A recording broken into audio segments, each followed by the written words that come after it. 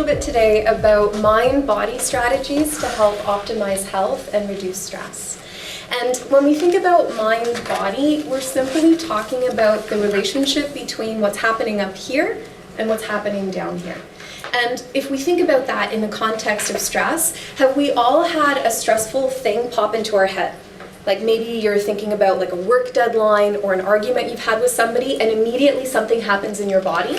Maybe like queasiness in the belly, or you feel your heart starting to beat a little bit faster. Have we all had that before? Yeah. Have we had it be the opposite way? So one of the things that is a really common one, has anybody ever had low blood sugar and all of a sudden they get what we kind of commonly call hangry and you become really irritable and like the smallest thing irritates, just like completely like, I'm gonna blow up over this? No one in this room obviously has ever had that happen to them, but you know, we could imagine that like that could happen. And so if we think about that, that's something physical in your body, but it's now changing how you're mentally experiencing the world, and maybe even your emotions and how you're going to relate to other people.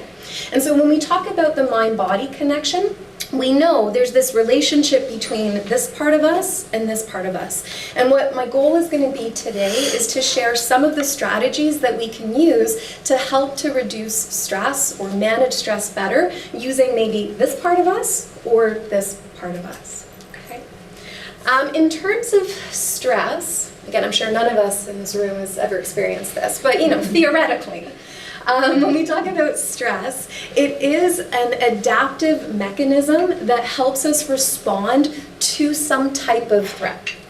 Now, when we think about physiological stress, it makes a lot of sense in terms of acute situations. And often the example that's used is running from a saber-toothed tiger, which, I don't know, I haven't ever done that, but let's just say like, you could be walking somewhere, let's say in the woods, and all of a sudden you hear a rustling. And immediately your body is going to produce changes. Your hearing will become better, your eyesight will be able to look further, and immediately you're going to feel that your breath starts to move up here, and your breath and your heart rate are going to quicken, and that's your body getting you ready to respond to that acute situation. Because what if that's not like a cute robin? What if that's something like a bear? Or a coyote, or some like weird person that like, you know, is like, you know, you just don't necessarily want to have an interaction with. And so your body's getting you ready to mobilize, and that makes an awful lot of sense. So let's say you hear that crinkling and it's just a cute robin looking for some worms. And immediately you can go, oh, okay. And off you go, and your system goes back to normal. Stress responses work really well for acute situations, and that's kind of how it was designed to work in our bodies. And I often think about the analogy of a deer. So often we kind of think of like the deer, this like poor thing that's going to get attacked by stuff, and so it needs to respond all the time. But if you actually see a deer in nature, it spends the majority of its day doing this. Looking around. Like that is the majority of its life. Sure, every once in a while some coyotes or a wolf comes along and it needs to respond.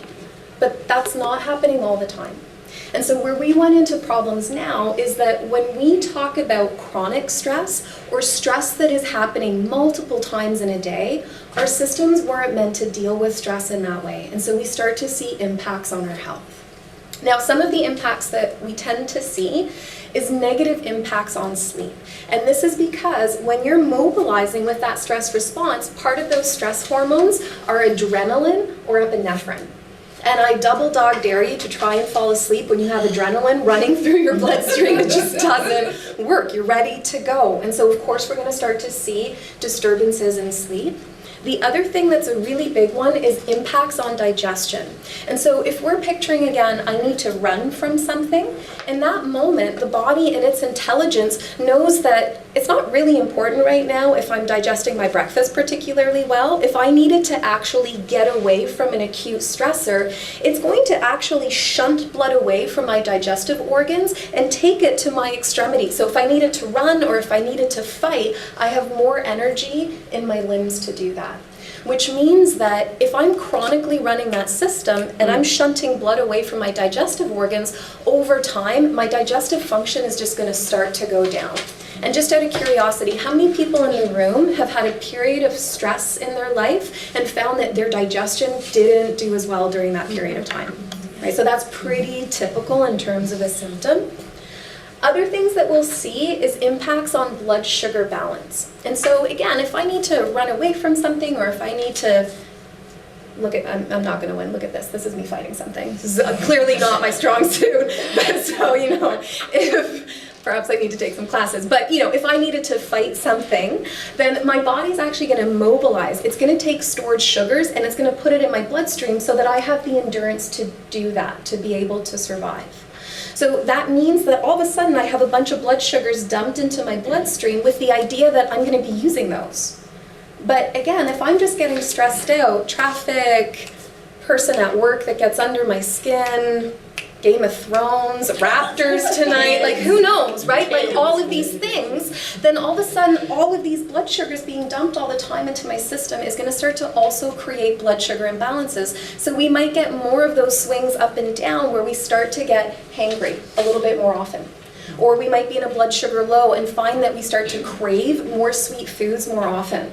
Now, of course, no one in this room has had this, but have you had a friend who maybe in a time of stress, all of a sudden found that those treats at the coffee counter were wow, look at that muffin, that cookie looks delicious. So all of a sudden we start to crave more sweet foods. And then of course that's going to exacerbate that whole situation. We also tend to see impacts on metabolism, and part of that will be digestion, part of that will be because of those blood sugar swings. But typically when stress becomes chronic, we'll start to see things like more weight gain around the abdomen and around the hips and tops of the thighs. And it tends to be that weight that's just really difficult to let go of. The other thing that we'll tend to see is loss of muscle mass. And so you might be working out a lot, but you might not see any muscle gains, which of course can then again become this vicious cycle, because if you're working out, but then you're not actually gaining any muscle in doing that, you're going to start to lose your energy stores, and it's going to become harder and harder to work out. And again, if you picture a time where you've been chronically stressed, you tend to become more fatigued. Or if you try and do, let's say, a workout, you might get tired faster. I, for one, notice that if I'm stressed, if I take a flight of stairs quickly at the top, I need to recover for a little moment, which doesn't normally happen. And so these kind of changes that we start to see in our body. Other things, of course, impacts on mood and energy, and that can again be for a lot of different reasons. Blood sugar swings, of course, would come into it, but also I'm not at my best if I'm not sleeping well. Is anybody else at their best when they're not sleeping? Right? I become a demon, right? Awful. Yelling all the time. Negative impacts on immune health. And in the similar way that it doesn't really matter if I'm digesting breakfast well, if I have some low-grade infection, the body designing the system to run acutely, it doesn't really matter if I beat that infection, it's trying to help me survive. And so again, if we're getting stressed a lot, that's going to start to impact our health when we never have the resources going back to our immune system. Impacts on repair and recovery. And so have we all heard of the idea of the rest and digest nervous system? And that's our parasympathetic nervous system. And then we have fight or flight, which is the stress response nervous system. So what I generally call it is the rest, digest, and repair nervous system. Because really, it's not until we're in this parasympathetic nervous system that the body starts to actually switch over to healing and fixing things. When we're in fight or flight, that's not as important, so you're not doing that deep repair work. And so one of the things that we'll tend to see when stress has become more chronic is, for one, we're more prone to injury. The other thing is that if you do get injured, it takes you much longer to heal. Which, if you've got something chronic going on, that's not necessarily ideal because you're not switching over to be able to do those repairs. The other thing that we know, and this is one that we talk about a lot here at IHN, is how stress contributes to or exacerbates diseases or health conditions. And we know from the research that about 95% of diseases and conditions are exacerbated by stress. So either stress might be part of the cause for why that disease occurs, or if you have that disease and then you add stress on top of it, it makes the symptoms worse. Any questions on these? Okay, so I'm going to pull up a typical stress management inventory, and I'll just give you a moment to look through some of them. And these might be ones that we know are some of our triggers when we're stressed. Some of them might be a little bit newer. And this is something that I might typically use with a client to get a sense of how many of these are present in their regular life and how many of these potentially impact their ability to feel like they're doing well. Now, anyone recognize some of these in their life? Yeah. Like, I have a rainbow of them? Yeah. And so, of course, we're really in an epidemic right now in our culture of being stressed. Currently, right now, 70% of Canadians say they feel an uncomfortable degree of stress in their everyday life. And we can talk about a lot of different reasons for why that is. Maybe the Raptors is one, who knows? But certainly I think the culture of busy that we've created here does not necessarily help. And has anybody noticed that we almost wear busy as a badge of honor? Like, have you run into a person, haven't seen them in a while, and you say like, how's it going? And they're like, oh, I've been so busy. And they give you the laundry list of all of the things that are going on in life. And so sometimes I actually like to kind of push back against that a little bit. If somebody asks me, like, how have I been doing? I say, oh, great. I've been really working on, like, chilling out more. Strung up a hammock in the backyard and really just taking a couple hours a day to hang it and just sort of put it on its head. Because it's strange, I think, that we've taken this as this badge of honor and it's clearly not working for us. So I think part of it is starting to switch our cultural paradigms or our norms to not make it that somehow we see people as more successful or you're winning at life if you're completely run into the ground and have no more time left, and hammocks become this like far off dream of like, maybe 30 years from now we'll have a hammock. You know? And so we're going to go through some of the ways that we can think about reducing stress in a very daily basis. So none of these things are super complicated, they're not expensive, but they're really simple tools that we can start to integrate into our everyday life. And in terms of reducing stress, one thing that I would tend to recommend is to address any biological factors first. If, for example, you have allergies to something, and those allergies are going to kick your stress response system off, then that's going to be challenging for you if you don't address those allergies as well. Or if we have sleep issues, sleep is really important for the body. And if we're not sleeping enough, that's going to trigger our stress response system to go off more often. Anybody been a new parent before in the room? Right? So even if the rest of life was sublime, everything was amazing, if you talk to a new parent that hasn't slept properly in months, your stress system is going off. And if we looked back at that stress management inventory again, they would be ticking off lots of symptoms, even if the only thing that was imbalanced was sleep. And this is also why a lot of studies show that people who have to do shift work, or who work nights, or work an irregular schedule that impacts their sleep patterns, have a really difficult time with health. The other things that we would want to perhaps look at is how we're moving. And I'll talk a little bit today about mindful forms of movement that can be really beneficial in terms of helping that mind-body reduce tension. And I'll give you a quick little Prozac. Do we all know Prozac? So what do we take Prozac for? It's an antidepressant, yeah. So we might take it for depression or anxiety. Exercise is more effective than Prozac when we look at its reduction in stress and its reduction in anxiety and depression, which I think is really amazing, because if we do something like Prozac, we'd also have to look at what are the side effects of taking Prozac.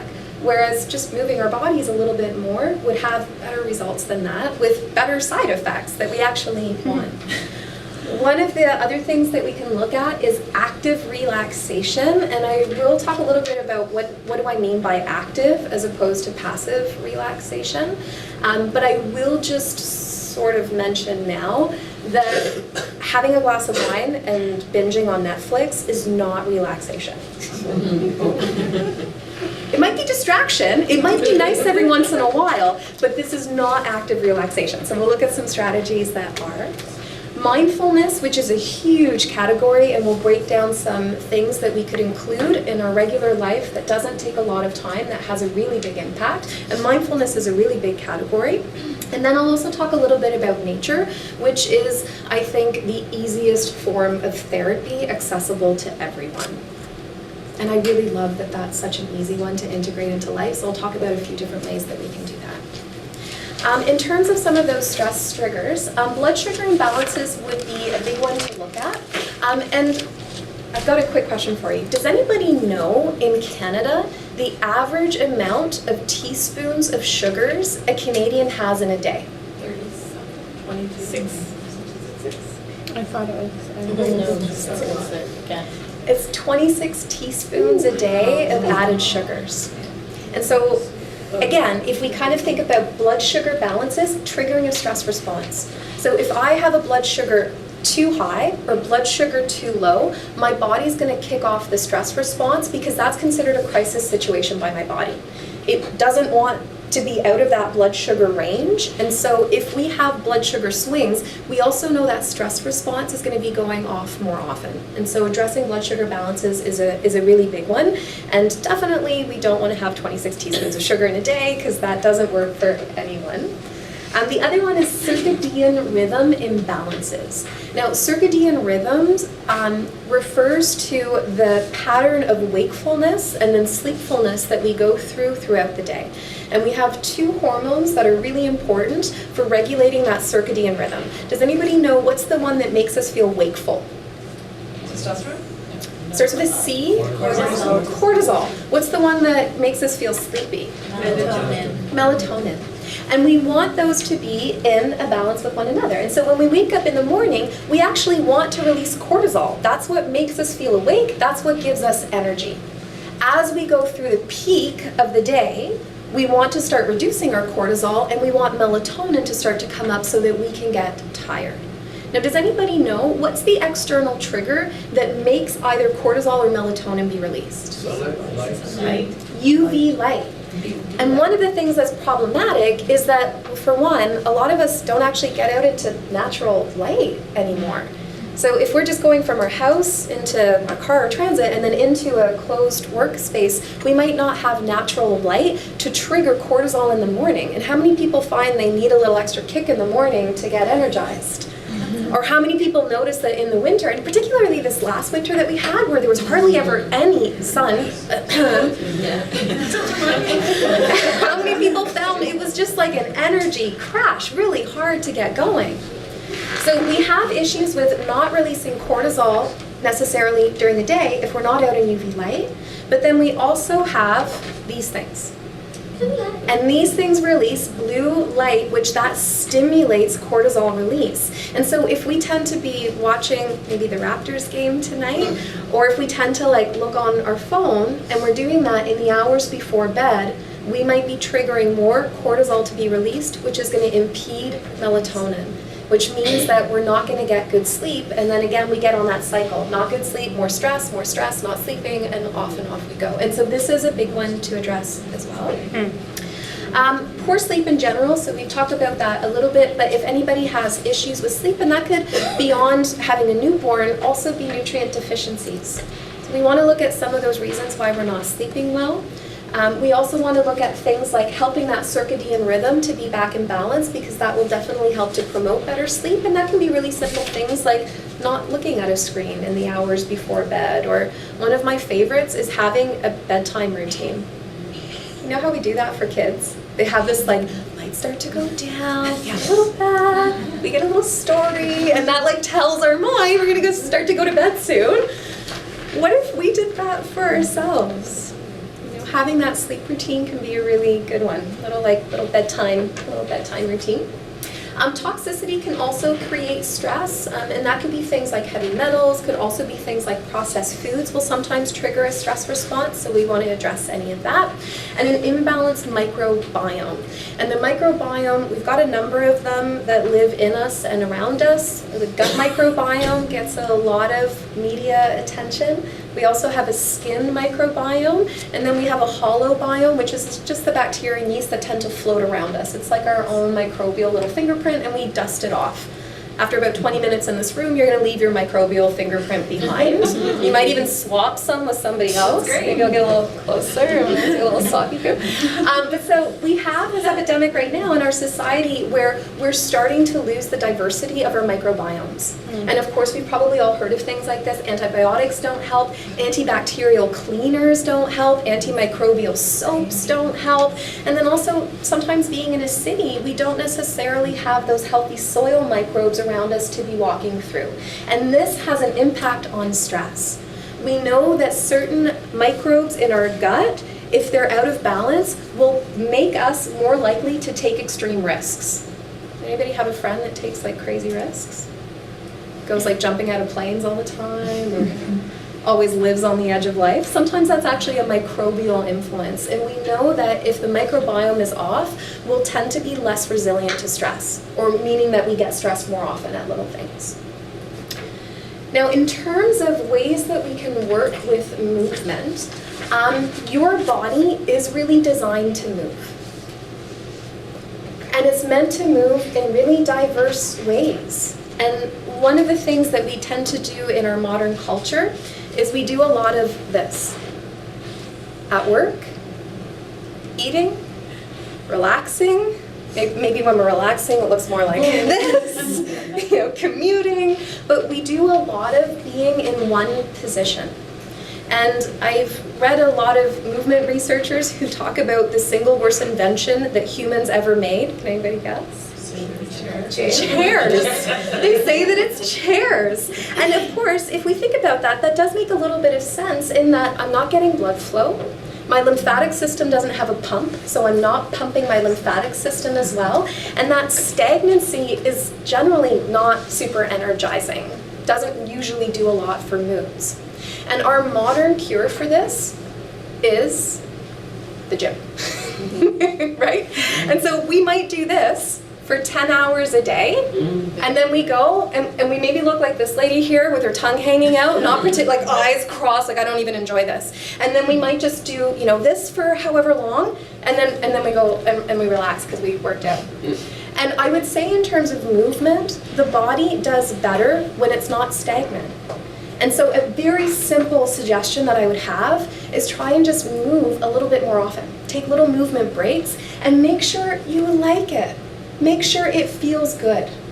Because I'm going to guess that this lady isn't actually enjoying it, which might actually mean that she's stressed out about it.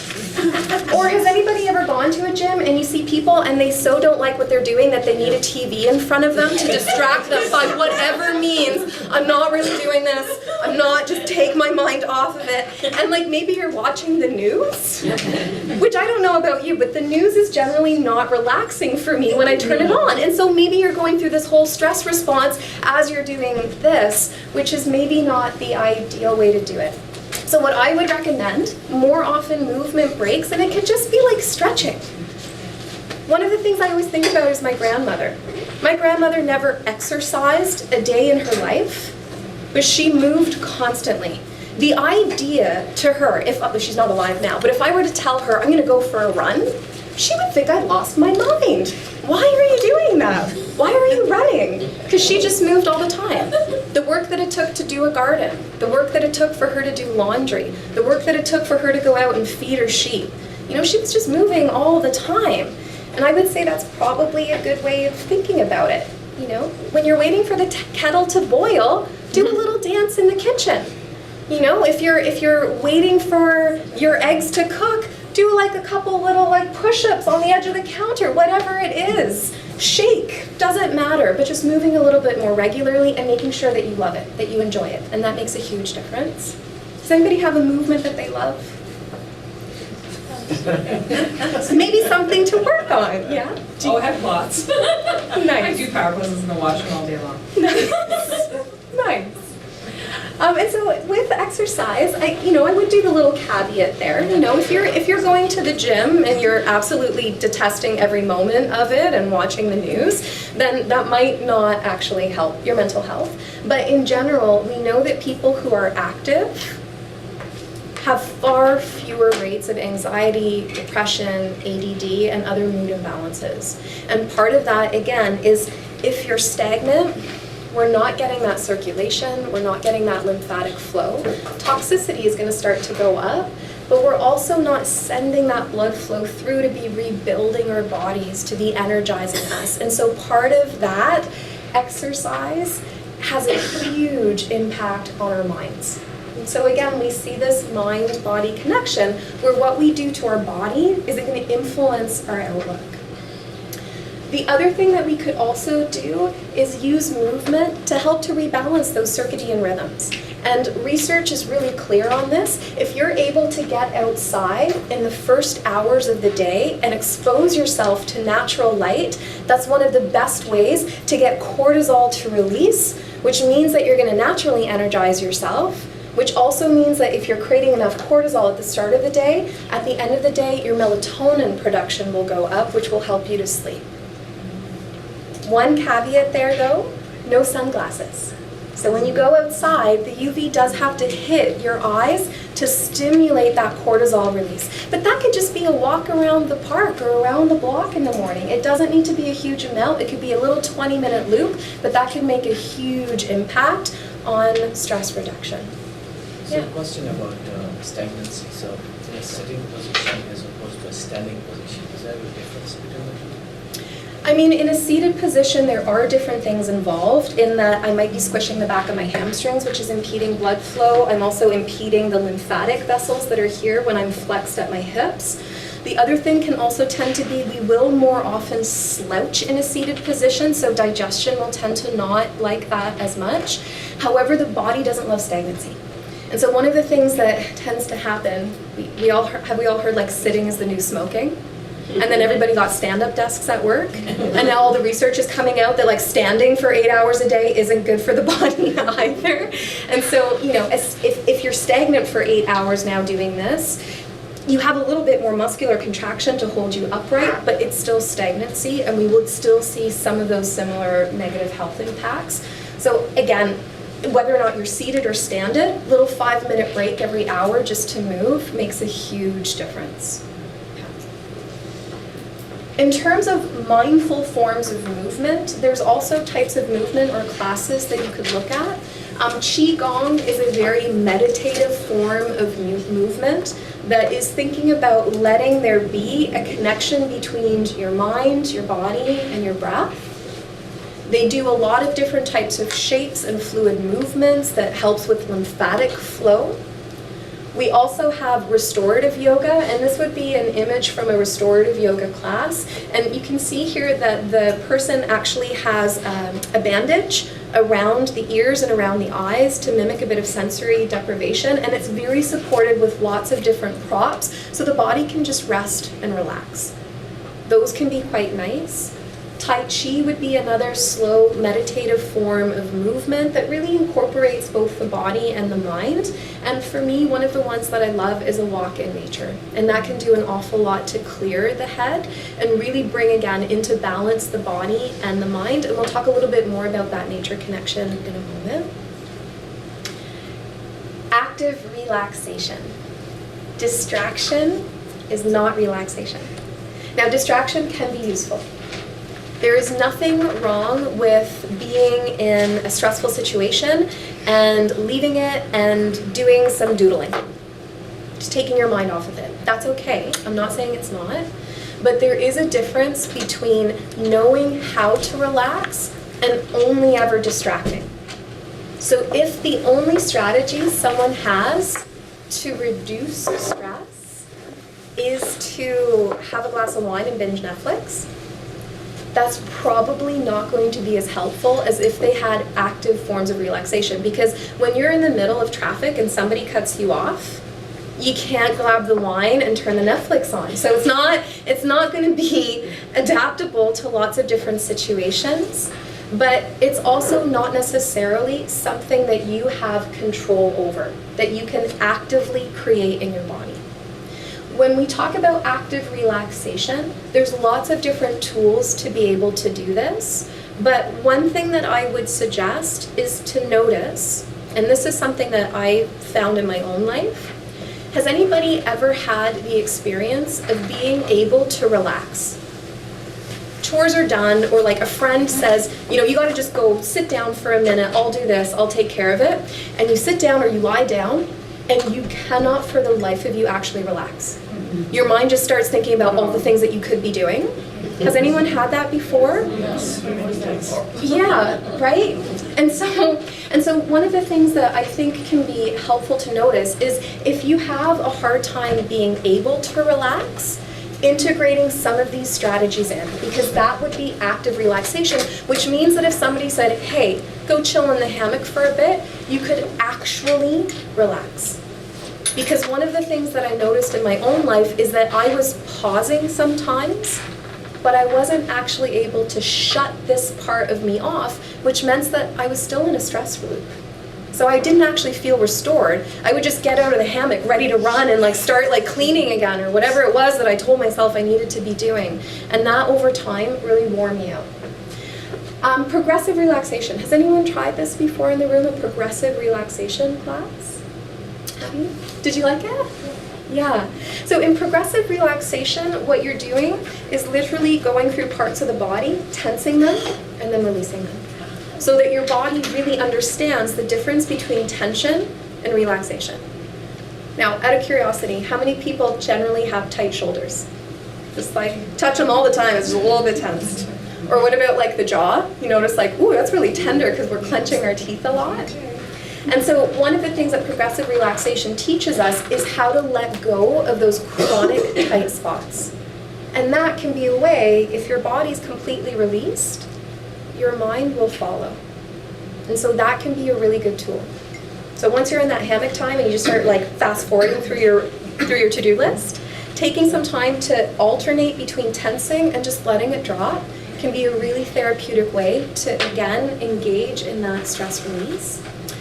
Restorative yoga classes can be good for teaching that. However, I will say I have spent many restorative yoga classes just thinking and stressing the entire time as I was laying in shapes. So again, it kind of depends on where you're at, but really thinking about perhaps making something like that an active practice. So how can I notice I'm not actually relaxing and just work on releasing the body, releasing that tension that tends to be chronic.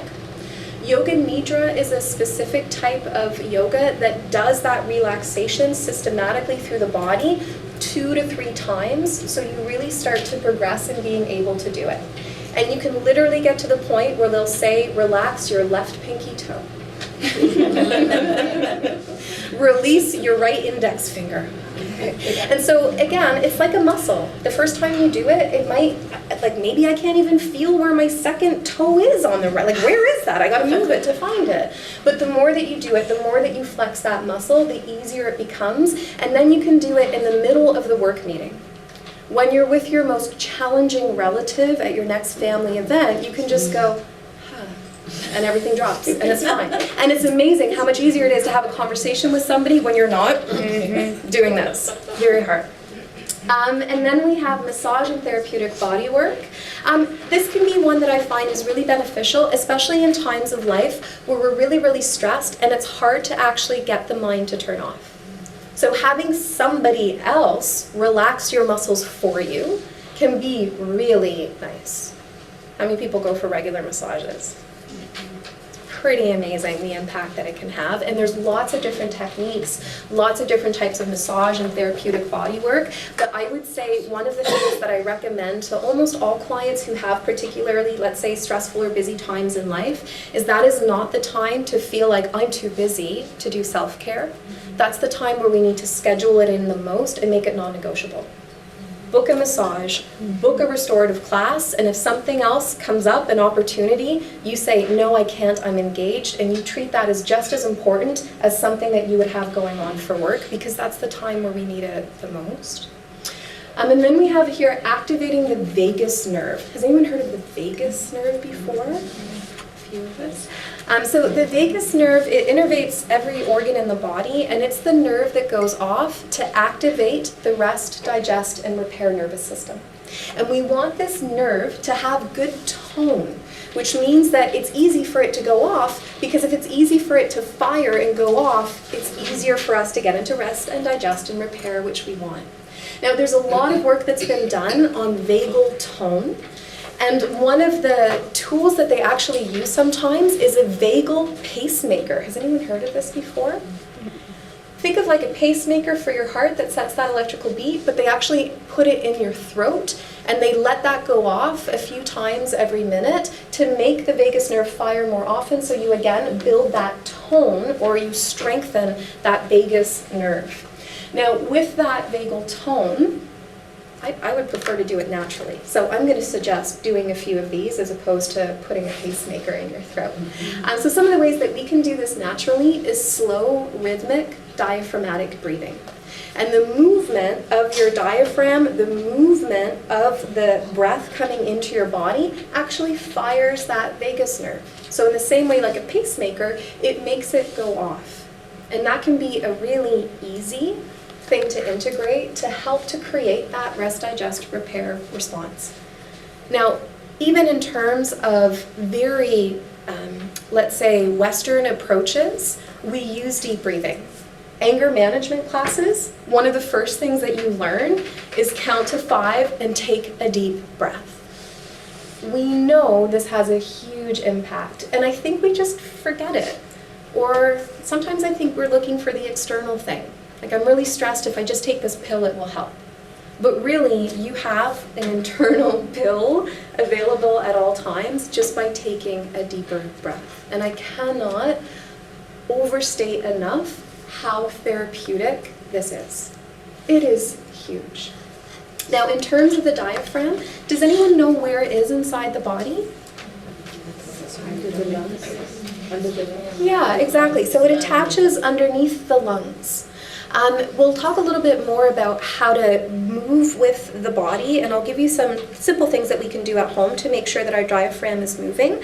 But one test that I often do is just place a hand on my belly and a hand on my chest, and I see when I'm breathing which hand is more naturally moving. And one of the things that we know is when you're in a stress response, we create those shorter, shallower breaths to be able to mobilize, so your chest will tend to move when you're stressed. When you're in the parasympathetic nervous system and you're relaxed, when the diaphragm is moving, your belly will move in and out. And that can be a really sort of great little tool to check and see, how am I breathing? Now, I will just say, I do find in our culture, we sometimes have issues with breathing with our diaphragm. Can anybody guess what some of the issues are with why we don't breathe with our diaphragms? Maybe we don't breathe deep enough or full enough. Yeah. It's kind of stuck or tense or... Yeah, sometimes we don't breathe deep enough because things are stuck and tense, and that can sometimes be if we've been chronically stressed, and so we get used to using these as our respiratory muscles, then we might stop using this muscle, and so literally, like, we just don't have good tone of these respiratory muscles. So sometimes it's an actual muscular impediment. Do you have your hand up as well? Well, we're kind of lazy with our lazy. Or might not have the awareness to pay attention to it. Absolutely. And that can happen all the time. Absolutely. Can anybody think of something else that might also impede it? Because we're sitting. Sitting can impede it? Yeah. What else? Diseases, emphysema, COPD. If somebody has respiratory issues, absolutely. It will be harder to take a deeper breath. Wait. We might also have issues, I think just in general, with just structural stuff. And part of that might be self-imposed, because somewhere along the way, just out of curiosity, how many people somewhere along the way in their journey of life got the message that you should be pulling in your belly at all costs, at all times, to look good? Just out of... right? So like, even if I can't breathe, I'm gonna try and make my belly look really flat. And if I'm breathing with my diaphragm, my belly moves out. Which sometimes in our culture, that's like the worst thing ever to do in public, is have your belly stick out.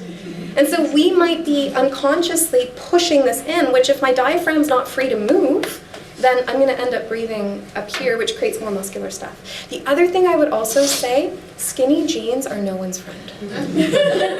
You might not be breathing, also lymphatic flow isn't happening, but I would say too, like, how many of those like forming control top, Spanx, pull it tight belt, all of this is impeding our ability to let the body breathe well. So one thing that I would suggest is learning to let your belly hang out. And it's really hard. I'm not joking. I'm a movement teacher.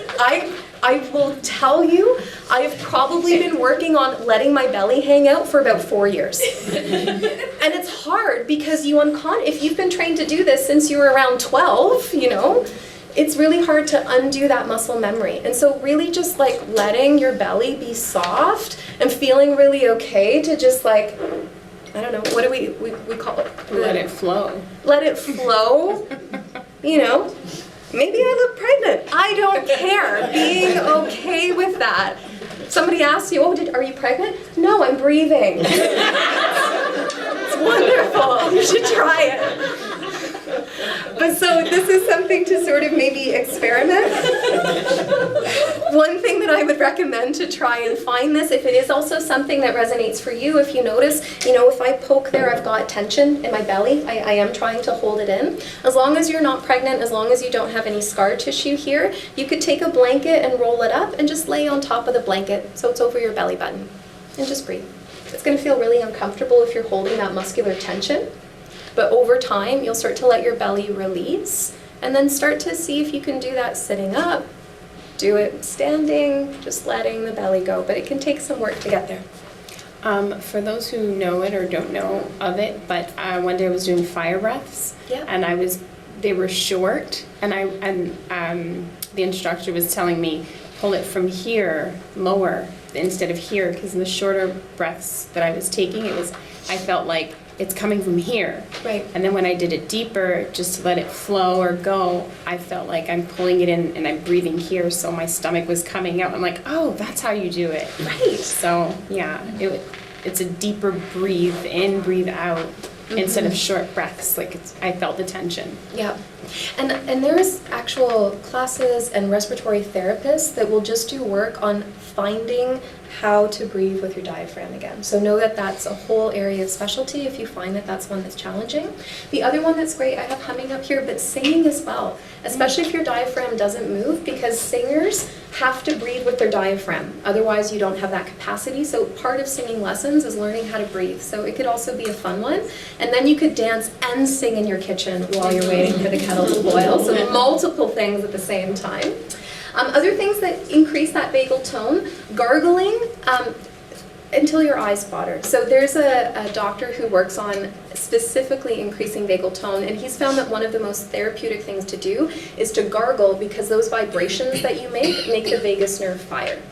And his sort of, for at-home tip is you want to gargle vigorously enough until you trigger that little bit of a cry reflex or the eyes tearing, and then you've done it enough. But that could be one to do in the shower. The shower drowns you out anyways, so your roommates or your family won't think you're crazy, but that can be an easy one to put in. Splashing cold water on your face is also another one to get vagal tone to go off, which can sometimes be a really good one to know. Again, if you're in a situation that's stressful, people around you are stressful. I often find travel, commuting can be particularly stressful. Going into a washroom, splash of cold water, it's like taking that deep breath again. It can really help because your vagal nerve will go off. And then balancing gut microbes. We know that there's this huge connection between mind and gut, which we talk about a lot in the psychology of disease and a lot in other courses through IHN's program as well. But we know that if our gut microbiome isn't balanced, that can have impacts on the firing of our vagal nerve. So there's a relationship between the two. So again, we want to think of our microbial health or diversity. Now, in terms of the diaphragmatic breath, there are lots of ways to integrate this. One of my ones that's the one that I find is the most therapeutic is to take gravity out of it. And often when we're standing, if we're unconsciously or consciously just used to sort of tightening that abdominal wall, get on your back. Lay on your back. It's much easier to let your belly relax when you're there. And take something heavy. Could be a big book, could be like a bag of rice. Yoga classes will sometimes have sandbags for this reason. You can put that on your belly and just let your belly move up and down with your breath.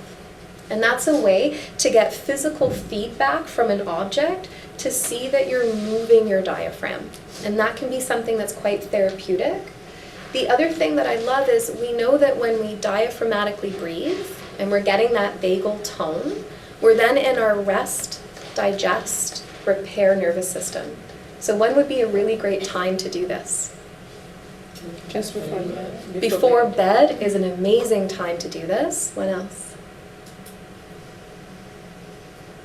After eating? Yeah, after eating, even before eating, around meal times is a wonderful time because if you're stressed, you're shunting blood away from digestive organs. So by being able to get into this other nervous system, you'll digest better. So a really easy way to know whether or not stress is impacting digestion is do some of this around meals, see if your bloating and your other symptoms improve. The other time where this can also be amazing is in any time where you need to repair. If you've got an illness, if you're working with, let's say even, oh my goodness, has anybody had the opportunity lately to spend some time with children? They're gross, aren't they?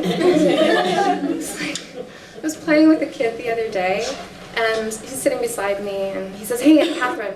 And I turned and I said, "What?" And he coughed into my mouth. As I'm saying, "What?" He's going, into my mouth with spit all over me. Oh, That's a great thing, though.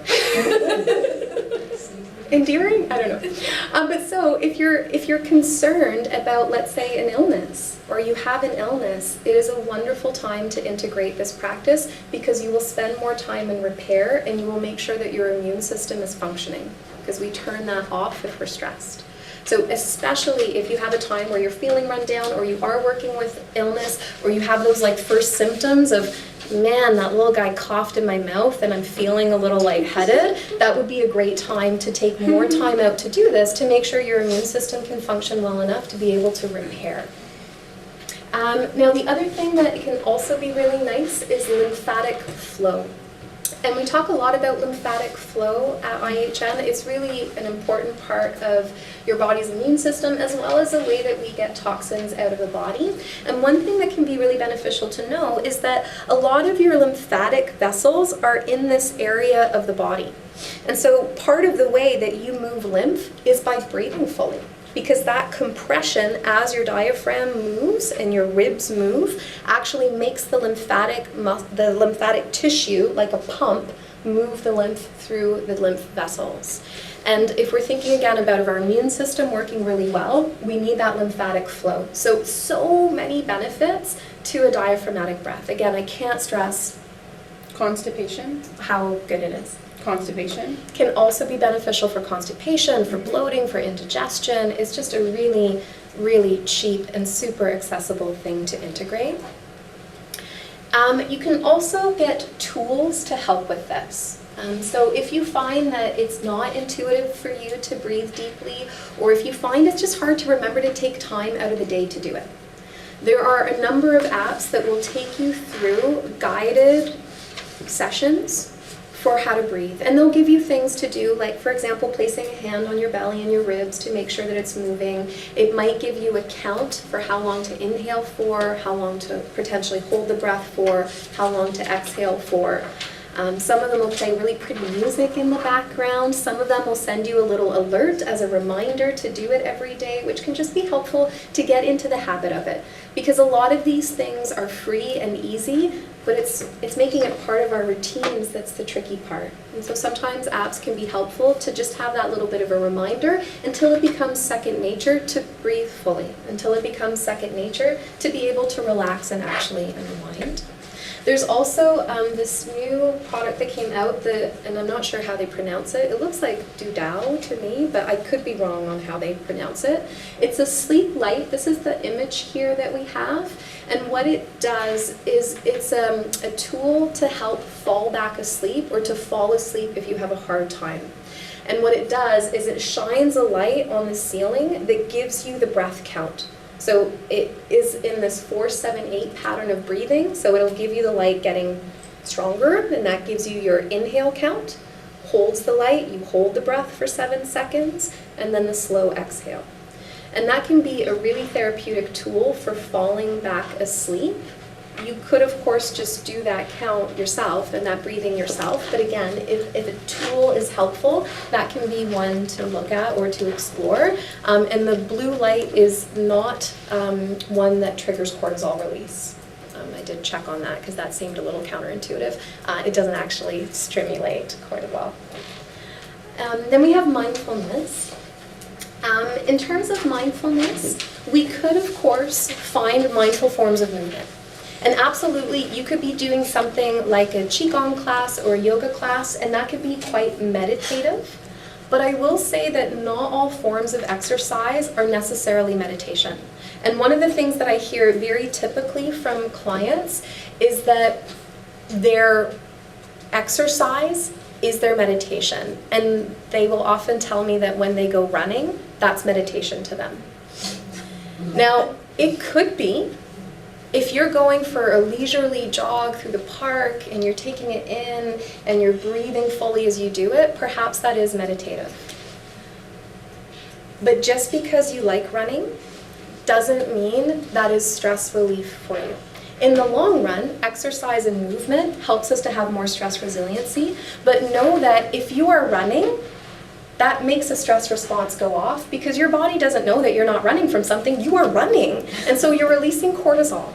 So if you're someone that adores running and you're very angry at me right now, I apologize.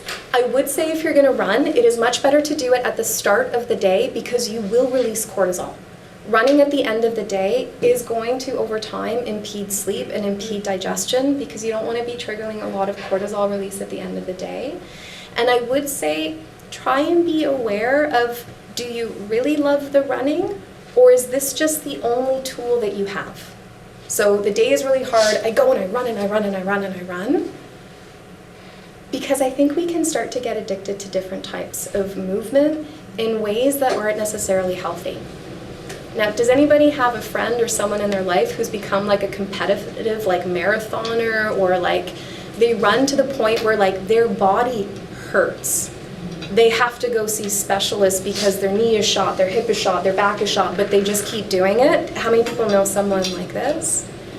Which I think, again, we have like a very competitive, busy culture that feeds this like running mentality, no pain, no gain, how much time, and we have all these like tracking devices, how many steps, oh, I can beat that. I did 20,000 yesterday, I'll do 30,000 tomorrow. And we start to get into this mentality that really at its root might actually feel stressful.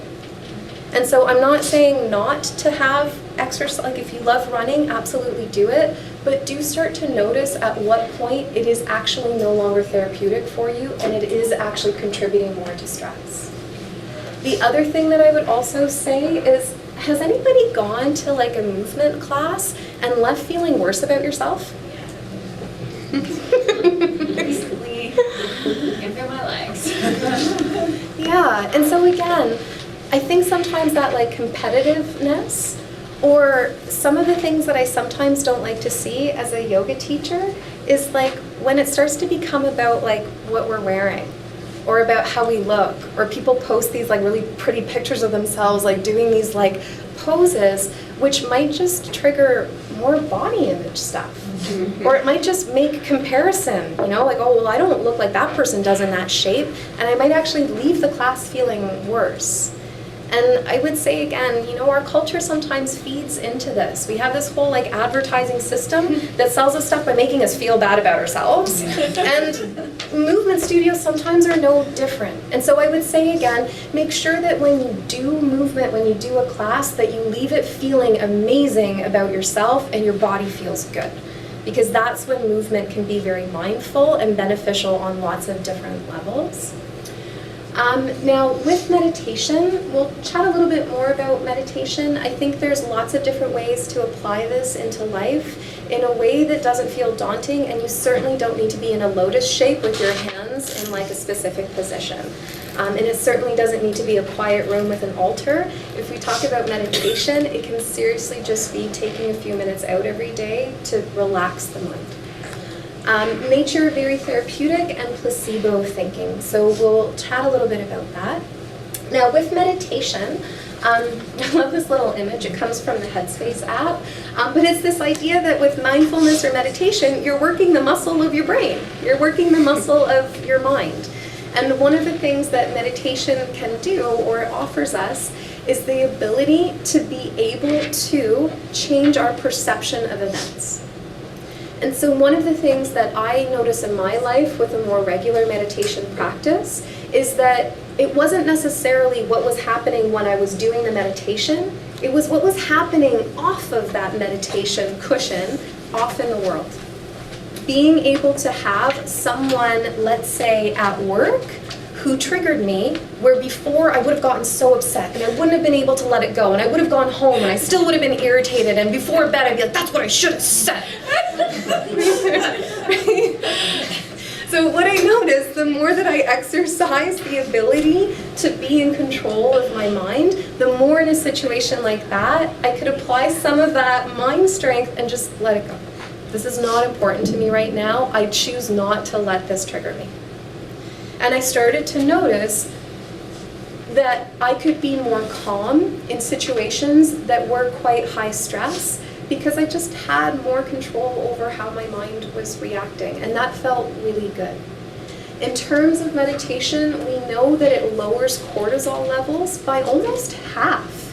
Is that not incredibly impressive? And so really, I find that meditation is such an amazing thing to recommend to people who are experiencing stress. And if we think again, what was that percentage of Canadians that had an uncomfortable amount of stress in their everyday life? It's over 70%. So it would be a really great thing for more of us to integrate. Yeah, did you have a... Yeah, I have a question.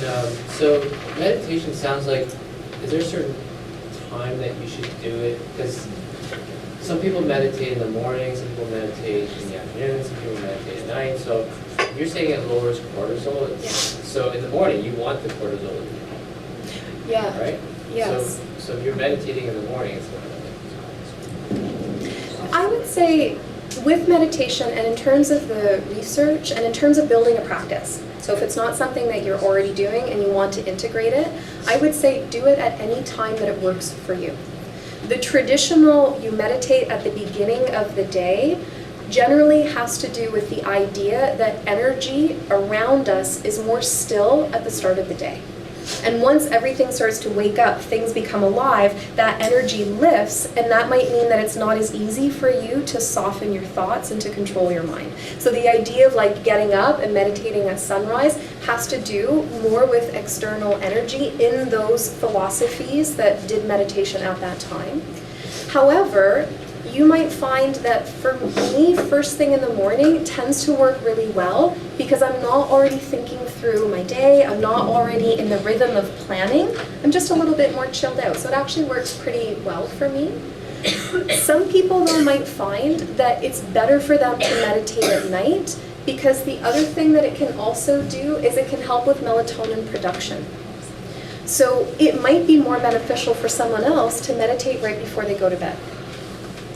Now, however, if you're really sleepy at the end of the day, and you're going to sit there, that's not meditating. So it might make more sense to do it in the middle of the day if you tend to be tired at the end of the day. I would say consistency is more important. So whenever it works for your life, Could be before the kids come home from school. Could be at work at the end of lunch, going into a quiet boardroom because family isn't around and you're not looking at all of the things you need to do in your house, because that can be really challenging. So it could be wherever, as long as it's consistent, and it doesn't need to be a huge period of time. 5-10 minutes daily is much better than not doing it for a month and then trying to sit for an hour. Other things that we also know is meditators who have been meditating for 4 years or longer have longer telomeres, and these are the parts of our DNA that sort of signal how long and how healthy we're going to live. And so that's a really interesting one. And so one of the benefits that we see, people who have been meditating for a long time tend to be freer of chronic illnesses for longer. Or in other words, they tend to be youthful into later years of life. So a lot of pretty significant health benefits. In terms of meditation, there's a lot of different tools that you could try that could, again, just be helpful for getting you into the pattern or into the habit of doing it. There's a few apps that I really like. Headspace is one. It's narrated by this man with a very lovely UK accent. So if you're into like a British accent, very, very nice. And they have a lot of different packages that you can try. There's a free one that you can do, which sends you little reminders, and it's just a short meditation every day, 5-10 minutes. It will give you a little like, hey, it's time to find some headspace. It's guided, it's very easy. You can also get extra little packages where you get things like how to help you fall back asleep, how to work through times that are quite anxious, how to work with, I'm angry right now, how do I deal with meditating to get control over my emotions. So Headspace has these like different packages that you can get. Calm is another one, an insight timer, so you can try them. They all have different free trials, and sometimes that tool can just be helpful. The other one that you could also try is meditation classes, and sometimes sitting with a group of people and coming together regularly can be really helpful, and there's a number of different places. Sometimes yoga studios do it, sometimes there's meditation classes through things like Buddhist temples, so there's lots of different resources for meditation classes. And then you can also try biofeedback devices. The one in the image here is called Muse, and what it does, it's a little headband that you wear, and it actually monitors your brain signals. And you have your earphones in, and what it does is it plays sounds that let you know where your brain waves are at, which usually I use this one. I do it to the sound of weather. And so if I am quite calm, I don't hear the sound of weather. It's just quiet, and little birds will tweet when I'm actually in the calm brainwave pattern. If I start to get out of that brainwave pattern, I start to hear drops of rain and wind picking up. If I actually go into like full on, now I'm in a stress response, now it's the part of my brain that's like zzz and active, now it's very windy and it's raining quite hard. And what can be beneficial with tools like this is it teaches you how to notice, oh, this is what it feels like when I'm in this active brain part. Here I am in this active brain part, how do I get myself back to hearing birds again? And learning that tool to get from here to here can be so helpful. And of course, you could just figure that out by trying it yourself without tools. But if you're somebody that would like a little bit of extra support to sort of find that or hear that, I find it's a pretty good one. How does it read what's happening? Oh yeah, there's little sensors across the forehead and behind the ear, and it's literally, it's listening to your brainwave patterns. And so it's looking at the frequency of your brainwave patterns. Mm-hmm. And what? It's literally like second by second. There's also some meditation classes that will use this in the class. So you can borrow them while you're in the class. So you can use it as a tool and figure out how to apply it. I've been meditating for quite some time. I recently got this, and I actually find it's a really useful tool. And it's also a nice one in that it sort of tracks, so you can kind of see over the period of time what tends to happen. And so I've really noticed in my own life, I really now know when it's easier for me to sit. So I've really figured out, oh, the morning is the much better time if I'm trying to get into that therapeutic repair nervous system, whereas the end of the day before bed is not a good time for me to fluidly get into that place. I have to work harder to get there, which isn't bad, but it's interesting to get that feedback. So it reads, but does it also work the other way at all? Does it like send? No. No, it's just, it doesn't go into your, which I'm actually kind of happy about. But no, it's just giving you a second by second feedback of how your brain waves are changing by the earbuds giving you sounds. And you can again have guided, it will sometimes give you options of like a guided meditation. And so you can start to learn, is it better for you to focus on your breath when you meditate? Is it better for you to be focused on what's happening in your thoughts? So you start to learn different things. I think I've seen it. Is it They sell it on their own website. Well.ca sells them as well. There's lots of different retailers that have it. Yeah, and you can trial it. They do have an office in downtown Toronto where you can go and just try it, and they have staff on hand, so you can give it a go and see if you like it. Safety is a concern, or it's safe? It's absolutely safe? It is safe. Of course, you do have your phone on near you, so I generally don't place my phone on my body. I place it away from me just so EMFs aren't quite as high. It doesn't have any impact. This doesn't have any impact. What about the wireless earbuds? That's what I was gonna ask. I don't use wireless. Oh, okay. I use regular, and you also don't need the earbuds. If it's quiet, you can just have it coming off of the speaker of your phone, which I sometimes find nicer than having Okay. something sticking in my ear anyways. And these sort of retail, there's different models between like $120 to $240. There's also something called an Aura ring, which is a similar idea. It's a ring that you wear, and it also gives you biofeedback data. It also tells you things like where your sleep cycles are at, and it also measures your heart rate variability, which is another sort of marker for stress and longevity. So lots of different tools, which is all sort of in this world of biofeedback, or what is your brain doing? I've actually got the Aura ring. Okay. It's pretty cool. Yeah, I know a few people who have it. It seems to give like some really great data on just what's happening inside our bodies. Yeah, so I do a lot of sports, so for recovery, for active recovery, and just at the beginning of the day, you'll look at it and it'll kind of tell you, your readiness for whether you're cycling or any sports. But it actually helps me a lot for my recovery, because there's some days where I think I can go for a bike ride, and then it actually tells me, no, you're not there yet. That's great. And do you find then you learn how to do it without the ring? Like you just start to notice your body you more? start to feel Yeah. it more. And then there's certain things, like if you sleep, if there's something's bothering you in your mind, it actually shows it. So you wear it all the time? Oh, you could wear it all the time. Yeah, so I was curious how deep my sleep was and all that stuff. So it definitely does stuff that other tools don't measure. And I think we're going to see over the next few years, more and more of these tools will come on the market, and I think they'll become more accessible. What I like about them, though, is the idea that you're learning about your body, so you could do it without the tool. So I think like ultimately what's great is that if I then learn, oh, this is what it feels like to be able to recover, hopefully I can do that even when I'm not wearing whatever the device is or whatever the tool is, but it can be so useful for that. Did someone else have anything else? Oh, I was just kind of curious if anyone has ever worn this device to kind of figure out what their triggers are. Like what's really triggering me at work. I was just curious if you've ever done this or, I mean, you can definitely get feedback, and especially like the Aura ring would give you kind of moment-to-moment feedback, so you would see. Yeah. No, because I work in a very toxic environment where there's a lot of narcissism and deflection, and you're like, you don't know where it's coming.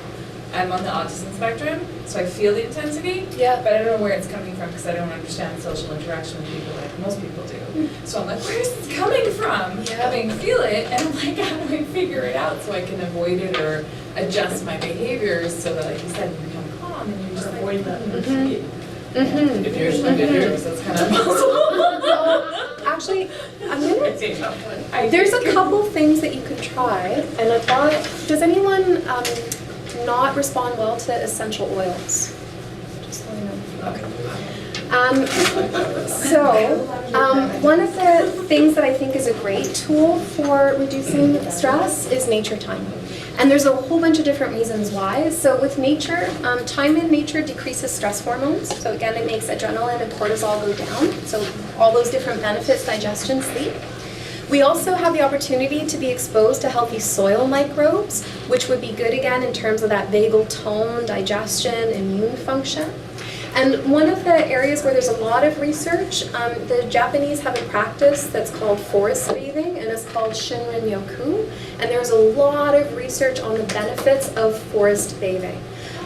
One of the things that they find is that for someone who goes into the forest for a 10-minute walk, and we compare that to somebody who's doing a 10-minute walk in the middle of a city, the person in the forest finds their to-do list more manageable and finds that they have an easier time relating to other people.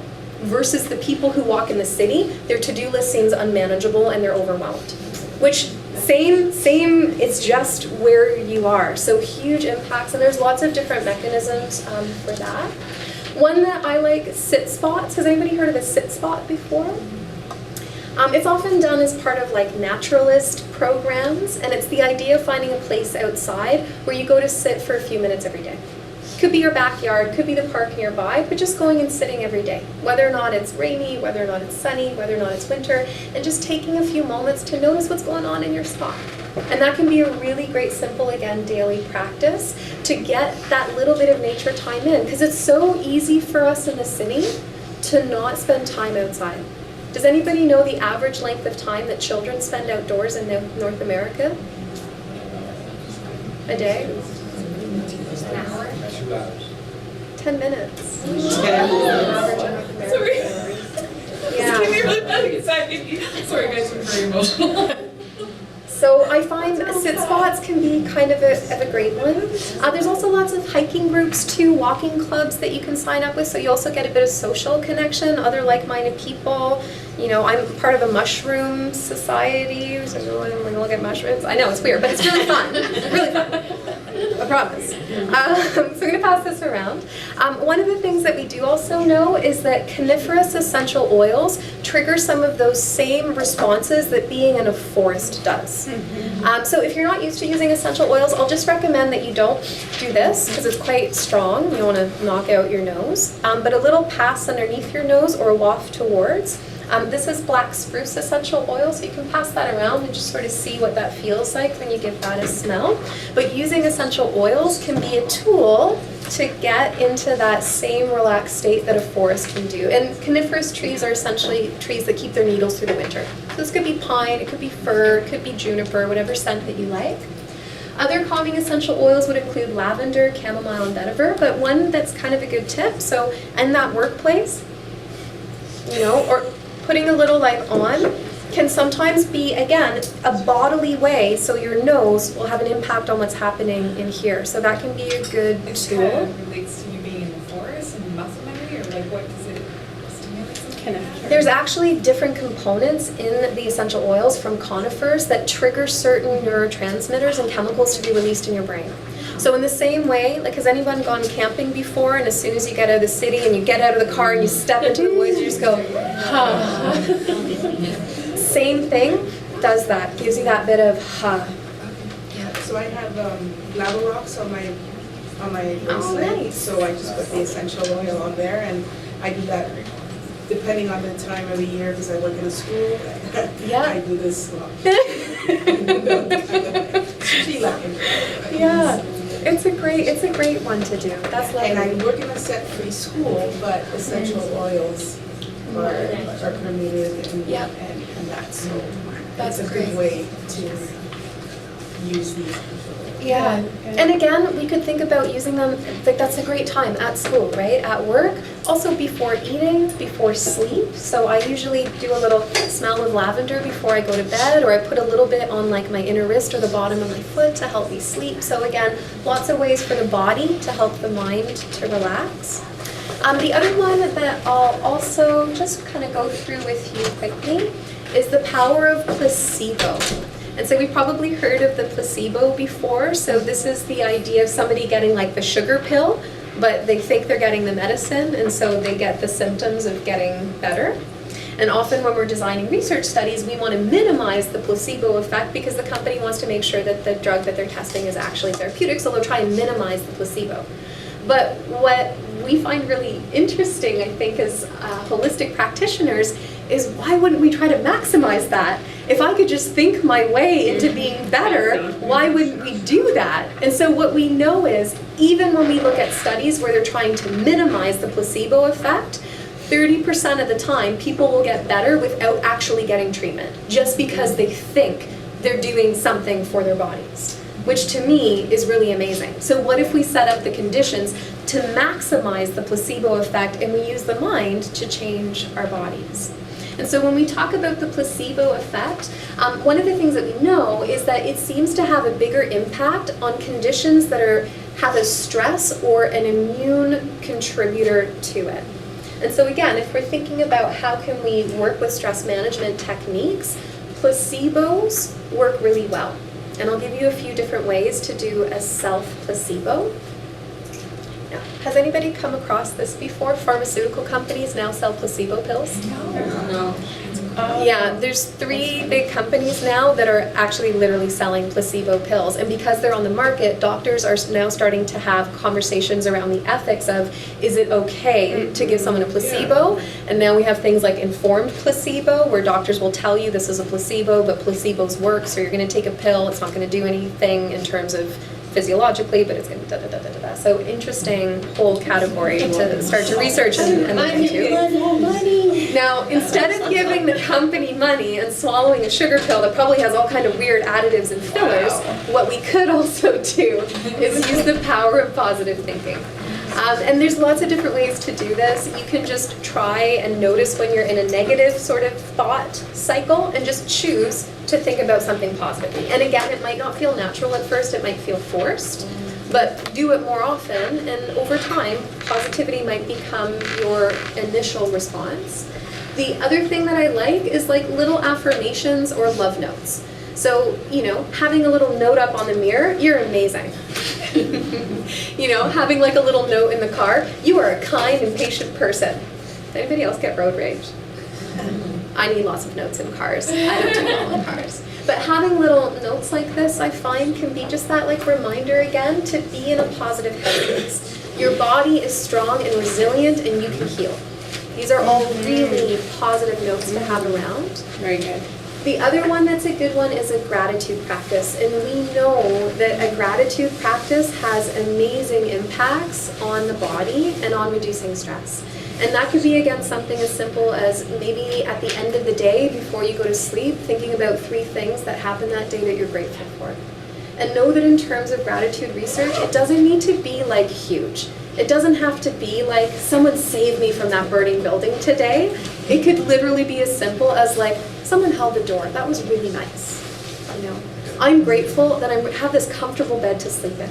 It's the little things that make a big difference, but it's doing them consistently that has that huge impact. So maybe even little notes to remind us to do a little gratitude practice now and then. Okay, any questions? Okay. Well, thank you very much for spending some time with me on this rainy Saturday. My contact information is up there. If you have any questions or if you want to reach out, you're welcome to. I'll be around for a few minutes after class too if you have any questions about the program or the psychology of disease course. Do you just teach at this location or? I teach at Mississauga and at North York, and I do psychology of disease and nutrition in the environment. Oh, awesome. Oh, that's important. Yeah. What are your thoughts about magnesium? So nutrient deficiency can be a big part of why stress might occur in some people, and that can be things from some of the B vitamins are very connected to that.